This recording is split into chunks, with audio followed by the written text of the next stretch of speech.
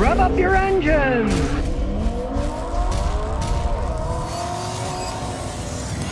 What secrets lie inside? Well, here we go inside. All kinds of stuff.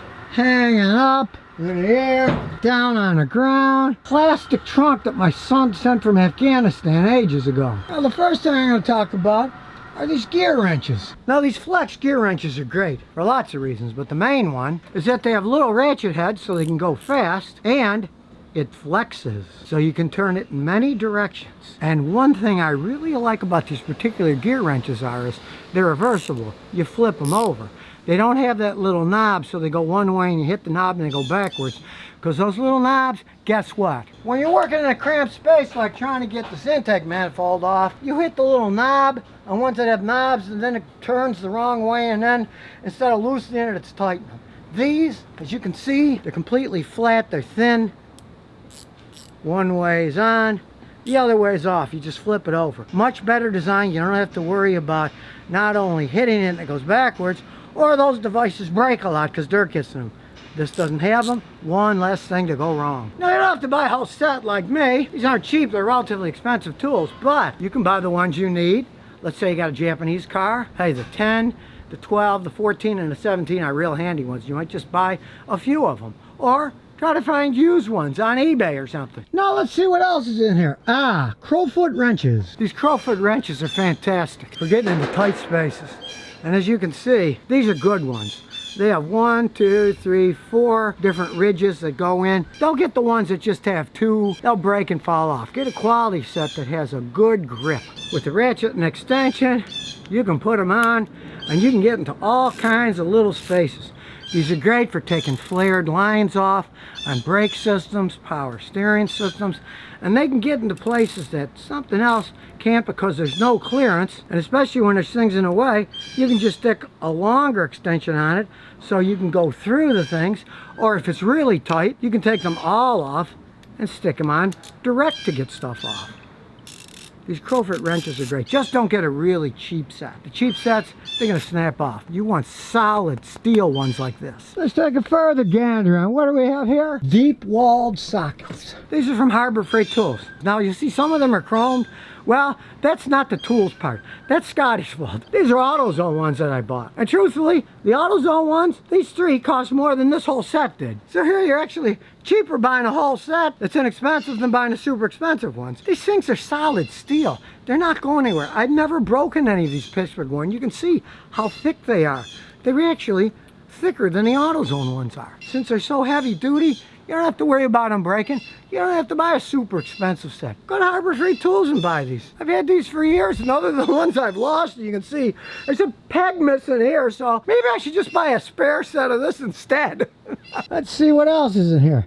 Oh, my little smoke leak detector. Now, I like my Auto smoke leak detector for one main reason. It's totally self-contained. These hook up to the battery. You don't need an air pump. You don't need electric plugs. You just need a car battery. You don't need to buy fancy liquids for it. In the top, all you do is unscrew it, got a long thread on it, and you pour mineral oil in here. Same stuff you can get in a drugstore for babies' bottoms. Easy, cheap, you don't have to buy any kind of special equipment for it. This is a quality item. It's got the gauge on it. So, when you're checking for leaks, you can see if there's too much flow, not enough flow.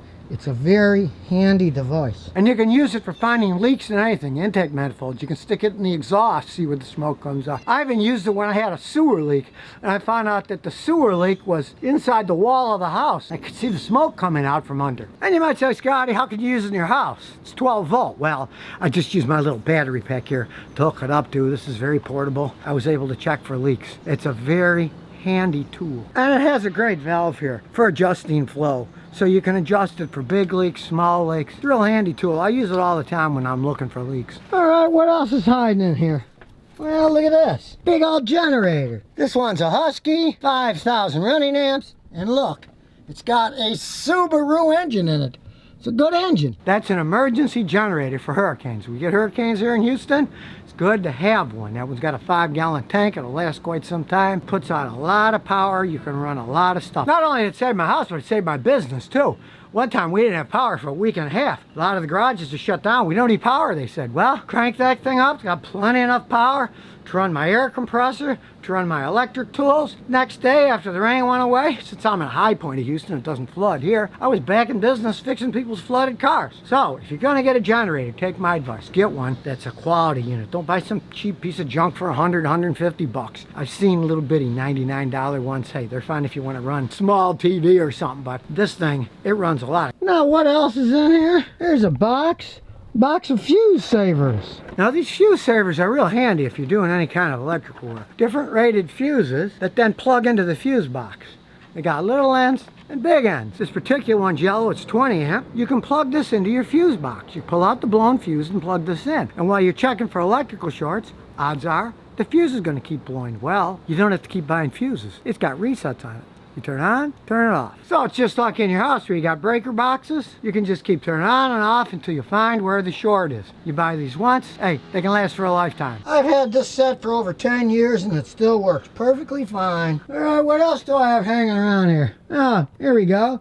This cool little hacksaw. The problem with conventional hacksaws is they take up a lot of space, but now with this little tiny one, and you can see I've cut the end of the blade, you can customize it to whatever small size you want, and you can cut off in very small spaces. Do not buy one of those cheap plastic ones. I've tried the plastic ones.